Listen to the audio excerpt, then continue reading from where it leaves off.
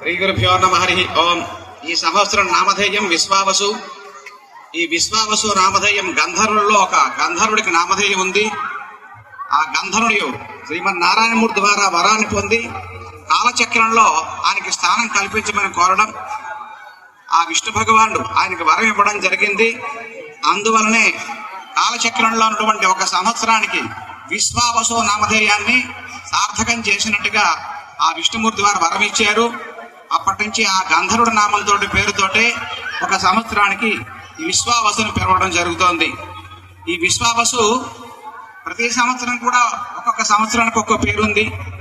అలాగే గతంలో కూడా క్రోధినామ సంవత్సరం, క్రోధననామ సంవత్సరం, అక్షయనామ సంవత్సరం అని రకరకాల పేర్లు ఉన్నాయి సంవత్సరాలకి. ఆ యొక్క పేర్లు సార్థకత కూడా పొందుతూ ఉంటుంది. గత సంవత్సరం క్రోధినామ సంవత్సరం. క్రోధం అంటే మీ అందరికీ తెలుసు, కోపం అని. ప్రతి వారిలో కూడా ఈర్ష్య ద్వేషాలు పెరుగుతాయి. ఇవన్నీ కూడా గత సంవత్సరంలో కాలంలో జరిగినటువంటివి. అయితే ఇప్పుడు ప్రస్తుతం వచ్చినటువంటి విశ్వావసనామ సంవత్సరంలో ప్రజల్లో విశ్వాసాన్ని కల్పిస్తాడు గంధర్వుడు. అందరికి కూడా సమన్వయం సాధించేటట్టుగా, ప్రతి దానికి రాజీ మార్గం పెట్టేటట్టుగా, అందరినీ కూడా ప్రశాంతంగా ఉండేటట్టుగా అనుగ్రహిస్తాడు ఈ విశ్వావసు ఈ సంవత్సరంలో. కాబట్టి ప్రజలందరూ కూడా సుఖంగా క్షేమంగా ఉంటారని అంచనా వేశారు మన పంచాంగకర్తలు, జ్యోతిష్కులు. కాబట్టి ఈ సంవత్సరం చాలా మంచి సంవత్సరం అని చెప్పుకోవాలి.